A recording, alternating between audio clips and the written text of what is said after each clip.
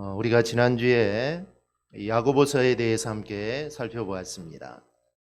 야고보서는 예수님의 동생 야고보에 의해서 주 70년경에 예루살렘에 함락되기 이전에 예루살렘에서 기록되었다라고 말씀을 드렸습니다. 야고보서는 1차적으로는 고난받는 유대계 기독교인들, 그리고 궁극적으로는 믿음을 가진 모든 사람에게 쓴 서신이다라고 할 수가 있습니다. 모두 5장으로 되어 있는데 크게 세 부분으로 나눠서 1장은 시험과 믿음에 대해서, 그리고 2장에서 4장은 행함과 믿음, 그리고 5장은 고난과 믿음에 대해서 기록을 합니다. 이 야고보서의 가장 큰 특징은 행함과 믿음입니다. 행함과 믿음에 대해서 다룹니다. 그래서 야고보서는 당시에 신앙이 있다고 말하면서 아무런 믿음의 열매를 맺지 못하는 그 성도들의 온전하지 못한 믿음을 지적을 하는 겁니다. 그래서 야고보서는 주로 믿음과 행함의 문제를 잘 설명합니다. 이 초대교회 당시에 교회 내에는 믿음과 삶이 일치하지 않는 그 엉망인 사람들이 정말 많았습니다. 또한 유대교 신자들 가운데는 유대교와 로마 당국으로 받는 이 핍박 때문에 이 믿음을 포기하려는 사람들도 참 많았습니다. 이에 야고보는 고난과 박해를 당하는 하나님의 백성들을 위로하고 또 격려하면서 믿음으로 구원받았다는 생각 때문에 그들의 삶이 엉망인 사람들에게 행함도 우리의 믿음만큼 중요하다라는 것을 깨우쳐주기 위해 야고보서를 기록을 하게 됩니다. 지난 시간에는 믿음과 행함에 대해 말씀드렸는데, 지난주 말씀드린 것을 한마디로 요약 정리하면 진정한 믿음이 있는 사람은 믿는 만큼 행한다라는 것입니다. 믿음이 있으면 반드시 그 믿음은 행동으로 나타나야 된다라는 것입니다. 그래서 만약 어떤 사람이 믿는다고 말하면서 행하지 않으면 그가 말하는 믿음은 거짓말이다라는 겁니다. 즉, 구원을 잘못 이해한 사람들은 믿음만 있으면 된다라고 합니다. 믿음만 있으면 되지 내가 어떻게 살아가든 그건 아무런 상관이 없다라고 말하는데, 그래서는 안 된다라는 게 야고보 사도의 이 주장입니다. 그러나 이것은 이렇게 말하는 사람은 믿음이 무엇인지 오해해서 그렇습니다. 성경을 보면 믿음을 말할 때 절대 믿음과 행함을 분리해서 말하지 않습니다. 오히려 믿음과 행함은 마치 바늘과 실처럼 동전의 양면처럼 믿음이 있으면 항상 행함이라는 것이 함께 딸려 나옵니다. 우리가 믿음의 조상들을 보면 다 그렇습니다. 아브라함도 그렇고 요셉, 이삭 다 그렇습니다. 아브라함은 그의 믿음이 정말 대단한데 그의 믿음 뒤에는 항상 이삭을, 자기의 외아들을 바치려고 했던 그의 행함도 함께 항상 나옵니다. 그래서 믿음을 말할 때는 항상 행함을 함께 말한다는 것이죠. 그래서 주님은 마태복음 7장 16절에서 이렇게 말합니다. 그들의 열매로 그들을 안다. 즉 그들의 열매로 그들을 안다. 열매를, 나무가 어떤 나무인지를 알려면 그 나무의 열매를 보면 알 수 있듯이 사람은 그 열매, 즉 행위로 그 믿음을 안다라는 것입니다. 즉 행위, 즉 열매 없는 믿음은 가짜요, 이 믿음은 죽은 믿음이다라는 것입니다. 이렇게 믿음과 행함의 문제를 살펴보았으니 오늘은 성도의 시험과 이 고난에 대해서 우리 함께 좀 살펴보려고 합니다. 1세기 교회 안에는 두 가지의 생각이 있었습니다. 하나는 주님이 오신다고 했는데 왜 이렇게 안 오시는가입니다. 예수님이 제자들에게 마태복음 24장에서 이렇게 말씀합니다. 이 세대가 지나기 전에 이 일이 다 일어나리라. 그러니 이 말을 들은 예수님의 제자들과 사람들은 주님이 자기가 살아있을 때 주님이 오실 줄 알았습니다. 즉 얼마 있지 않으면 한 달, 두 달, 1년, 2년, 늦어도 한 10년 후에는 주님이 반드시 오실 거라라고 주님이 오심을 그들은 기대하며 살았죠. 그런데 주님이 오시질 않습니다. 10년이 지나고 20년이 지나고 이제 내가 죽을 때가 되었는데도 주님이 오시질 않습니다. 그래서 사람들은 실망을 하고 의심을 하기 시작하죠. 그리고 또 하나는 주님이 자신들의 이 고난과 이 시험을 면하게 해줄 거라는 기대를 가지고 있었습니다. 즉 이거는 주님의 재림과 연결이 되겠죠. 즉 주님이 재림하시면 주님이 곧 오신다고 했으니 이제 곧 오시기만 하면 내가 받는 이 시험, 내가 받는 이 고통 아마 이제 다 없어질 거다. 그런 기대감을 가지고 있었습니다. 그런데 핍박은 더 심해지죠.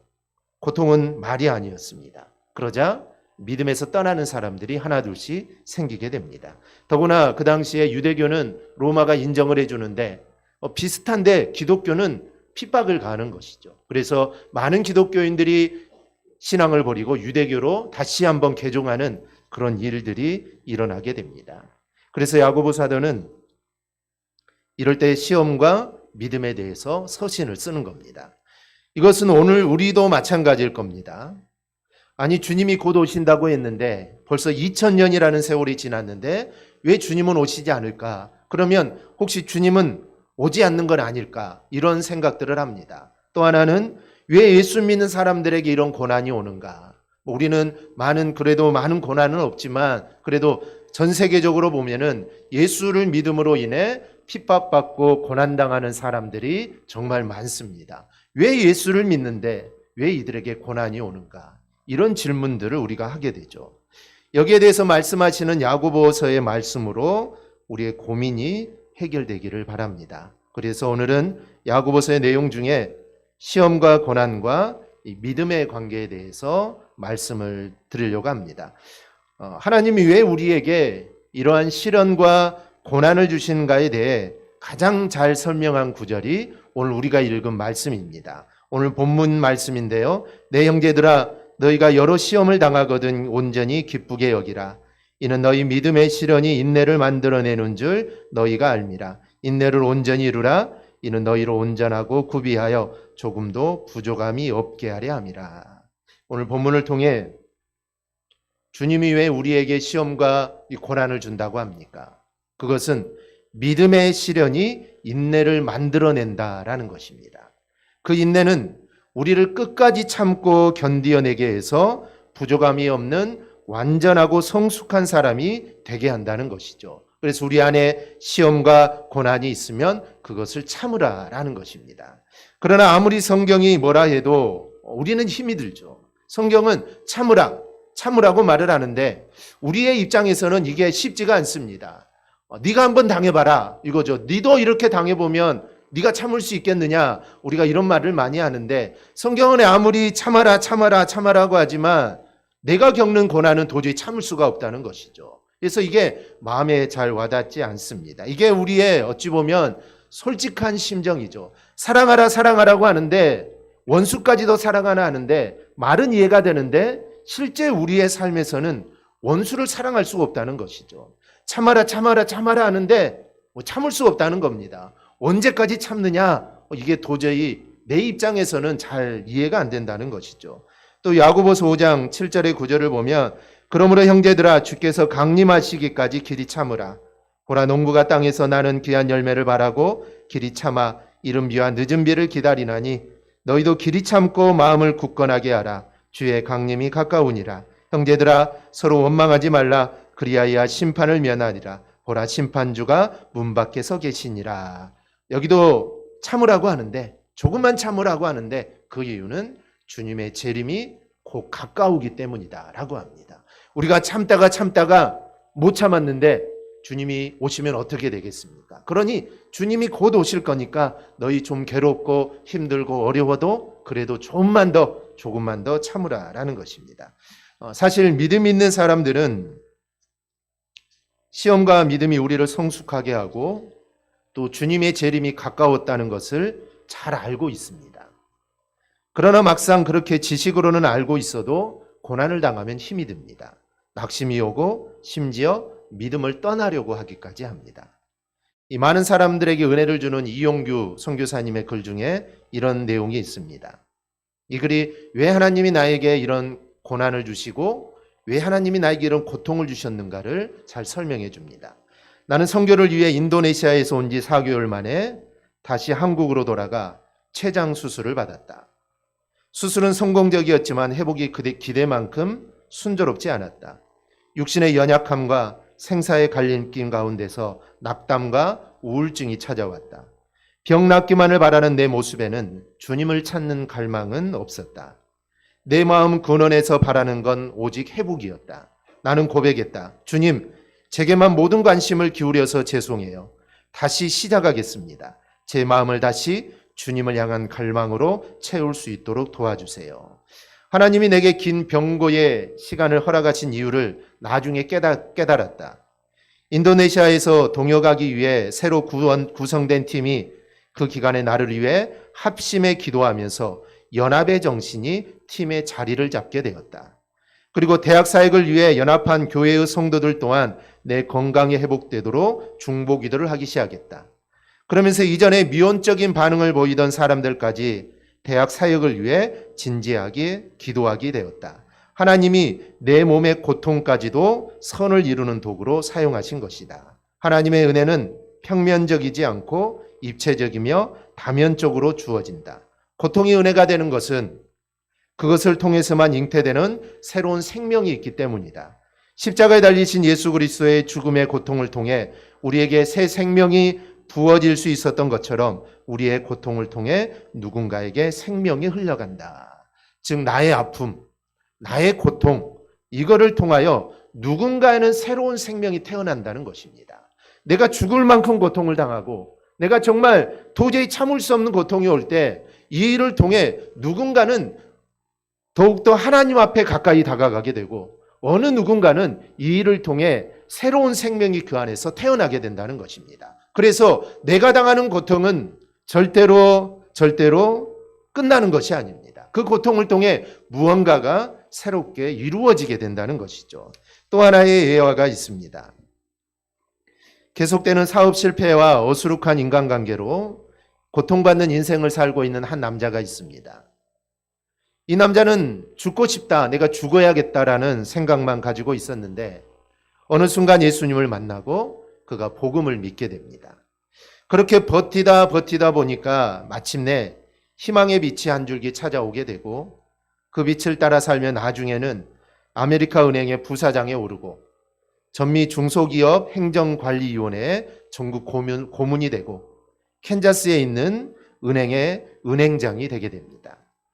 예수님이 함께 하신다는 믿음이 성공의 비결이었다라고 고백했던 이 론 발디오는 고통 가운데서 자신을 변화시켜준 5가지의 깨달음을 소개를 합니다. 첫째는 하루하루를 새로운 기회로 생각하며 소중히 여기게 된 것. 둘째는 사람들과의 관계가 최고의 자산이라는 것. 셋째는 영적인 건강이 무엇보다도 중요하다는 것. 넷째는 받는 만큼 베푸는 사람이 되어야 한다는 것. 5번째, 지금 나의 재정 상태를 항상 잘 정리하고 계획을 세워야 한다는 것. 제가 지금 고난과 시험이 우리의 삶에 어떠한 영향력을 미치는가를 2가지 예로 말씀을 드렸습니다. 그래서 고난과 시험도 유익할 수 있다는 것입니다. 성경은 고난과 시험은 나에게 유익하다라고 말을 합니다. 시편 119편 71절을 보면 고난당한 것이 내게 유익이라 이로 말미암아 내가 주의 율례들을 배우게 되었나이다. 그런데 여기에 문제가 있습니다. 이게 마음에 잘 와닿지 않는다는 것이죠.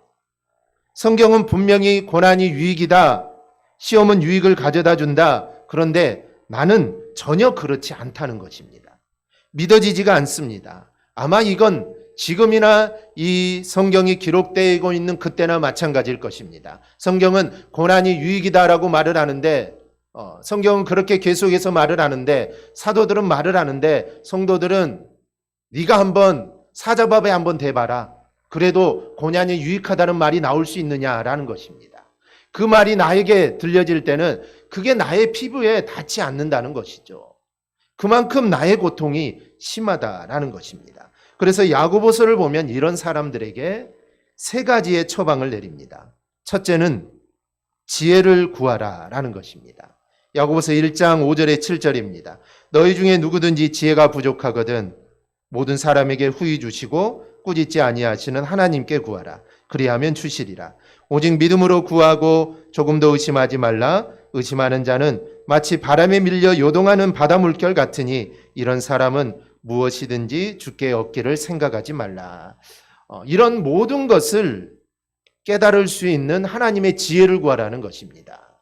이해되지 않고 깨달아지지 않는다면 하나님께 지혜를 구하십시오. 하나님, 이게 깨달아지게 해달라고, 그리고 이게 내 마음에 와닿게 해달라고 하나님께 기도해야 합니다. 우리가 하나님 말씀을 읽을 때도 마찬가지입니다. 말씀이 잘 이해가 안 될 때가 있습니다. 말씀이 잘 이해가 안 될 때는 기도해야 합니다. 하나님, 이 말씀이 잘 이해되게 해달라고, 이 말씀이 잘 깨닫게 해달라고 우린 하나님께 기도해야 합니다. 그렇지 않고 내 생각대로 하나님 말씀을 절대로 풀어서는 안 됩니다. 그래서 기도하는 가운데 하나님이 말씀을 깨닫는 은혜를 주실 겁니다. 그런 지혜를 주게 될 겁니다. 그래서 그 지혜를 우리가 가져야 합니다. 즉 하나님께서 지혜를 주시면 고난을 이겨나갈 뿐 아니라 그 고난이 두렵지 않게 됩니다. 그리고 그 고난을 통하여 우리가 유익을 발견하게 됩니다. 두 번째는 시험을 참아내라는 것입니다. 야고보서 1장 12절입니다. 시험을 참는 자는 복이 있나니 이는 시련을 견디어낸 자가 주께서 자기를 사랑하는 자들에게 약속하신 생명의 면류관을 얻을 것이기 때문이라. 당연히 시험을 잘 참아내면 문제는 해결이 됩니다. 그리고 그 고난이 두려워하지 않습니다. 항상 같은 고난이 오는 것은 아니지만 고난 때문에 좌절하지는 않게 됩니다. 셋째는 도움을 구하라는 것이죠. 야고보서 5장 13절에서 14절입니다. 우리 한음성으로 함께 봅니다. 너희 중에 고난당하는 자가 있느냐? 그는 기도할 것이요. 즐거워하는 자가 있느냐? 그는 찬송할지니라. 너희 중에 병든 자가 있느냐? 그는 교회의 장로들을 청할 것이요. 그들은 주의 이름으로 기름을 바르며 그를 위하여 기도할지니라. 아멘. 모두 다 중요하지만 이 세 가지 중에 시험과 고난을 당한 사람이 그 시험과 고난을 이겨낼 수 있는 가장 좋은 방법은 세 번째입니다. 그것은 도움을 구하는 것입니다. 그런데 문제는 도움을 청해도 도와주는 사람이 없다는 것입니다. 평상시에 친했던 사람도 어려움을 당하면 나 몰라라는 사람들이 있습니다. 그래서 사실은 도움을 청하지 못하는 것입니다. 그래서 사람은 누구나도 고난을 쉽게 이겨나가는 사람이 없습니다. 고난을 당하면 누구나 당황하게 되고 또 좌절합니다. 주변을 돌아봐도 도와줄 만한 사람이 없습니다. 물론 기본적으로 어려움이 오면 누군가에게 상담을 하고 도움을 요청합니다.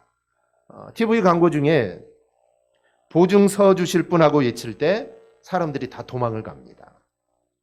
잘 서주지 않는다는 것이죠. 이 세상에서 내가 당하는 고난을 도와줄 사람은 많지 않습니다.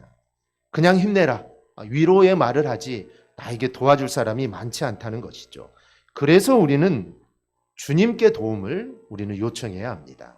주님만이 우리의 고통과 괴로움을 이해하고 또 들어주십니다. 그래서 주님께 우리의 고통들을 하나님께 아뢰야 되는 것입니다. 어떤 책을 보니 힘들면 힘들다라고 말하라고 합니다. 힘들면 힘들다라고 말을 해라. 그런데 힘들어하는 사람들 중 대부분은 힘들다고 말할 또 대상이 없습니다. 내가 정말 힘들어 죽겠는데 내가 힘들다는 이 말을 정말 내가 마음 편하게 해줄 만한 사람이 많지 않다는 것입니다. 우리가 어려움을 당할 때 정말 내가 이 어려움을 이야기하고 도움을 구할 수 있는 사람들이 바로 떠오르십니까? 쉽게 떠오르지 않는다는 것이죠. 말을 하고 싶어도 쉽게 말할 대상이 없습니다. 어떤 사람은 말합니다. 야, 이건 믿음 없는 소리다. 하나님이 계시지 않느냐. 하나님께 말씀드려라. 그런데 어떤 때는 하나님께 말씀을 드릴 기운도 없을 때가 있습니다. 그래서 야고보 사도는 말합니다. 교회 장로들을 청할 것이요 그들은 주의 이름으로 기름을 바르며 그를 위하여 기도할지니라. 이거는 병 때문만을 의미하지 않습니다. 시험과 고난의 문제도 다 그렇다는 것입니다. 물론 여기에 장로는 교회 목사를 말합니다. 그러나 넓게 본다면 내가 도움을 요청할 수 있는 믿음의 사람들을 의미합니다. 그래서 내가 어려움이 있고 내가 고난이 올 때 믿음의 사람들과 함께 기도하는 모습들이 있어야 합니다. 내가 고난과 시험으로 어려울 때 우리는 믿음의 사람들을 찾아야 합니다. 그러면 그 사람들의 기도를 받을 수 있고 사랑의 도움을 받을 수 있습니다. 우리가 자존심 상해할 필요도 없습니다. 부끄러워할 필요도 없습니다. 말 나갈까 걱정할 필요도 없습니다. 또 반대로 내가 그런 요청을 받았다면 나는 그를 위해 기도할 것이고 또 말이 나가게 해서는 안 될 것입니다. 야고보 사도는 우리가 시험과 고난을 받을 때 하나님의 도움을 구하고 믿음의 사람의 도움을 구하라고 우리에게 말을 합니다. 따라서 세상 사람들을 몰라도 적어도 우리 성도들만큼은 성도의 고난과 불행을 모른 척해서는 안 됩니다.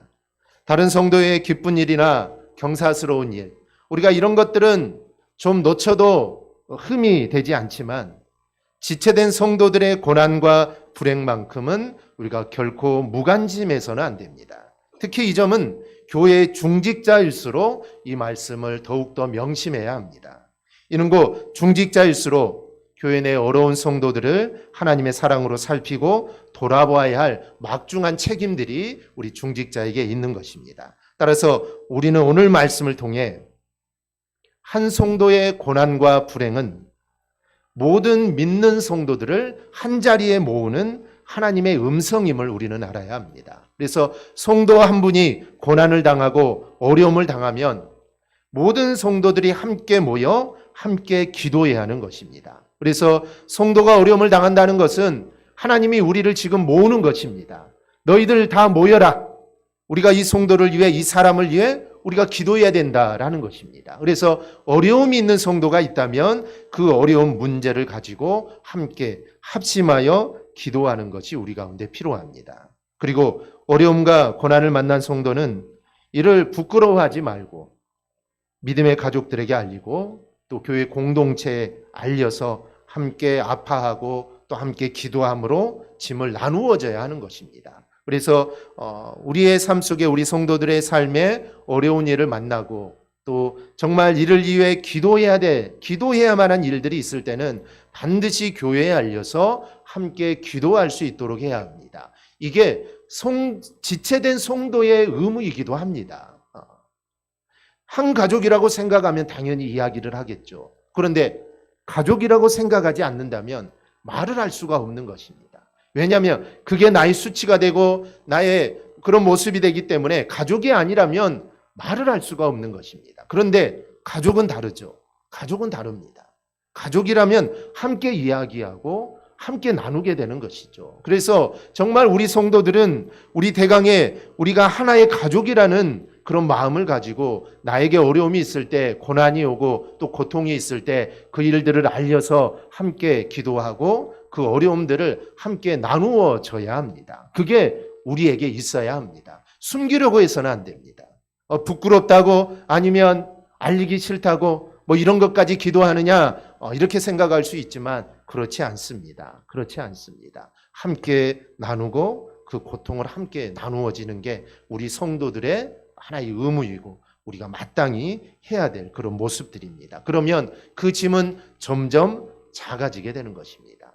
나 혼자 기도하는 것도 중요하고 두세 사람이 기도하는 것도 중요하지만 우리 온 성도들이 함께 기도하는 것, 이것보다 더 중요한 건 없습니다. 그래서 그럴 때 우리가 서로에게 힘이 되어 줄 수가 있죠. 그래서 우리가 기쁠 때는 물론 또 고난과 불행조차도 함께 나누는 공동체, 그래서 어려울 때일수록, 정말 어려울 때일수록 사랑과 은혜를 나눔으로 서로에게 힘이 되어주는 우리 교회가 될 수 있기를 바랍니다. 그리하여 정말 교회를 견고히 세워나가는 우리 아름다운 성도들이 되기를 주님의 이름으로 축원합니다. 아멘. 기도하겠습니다.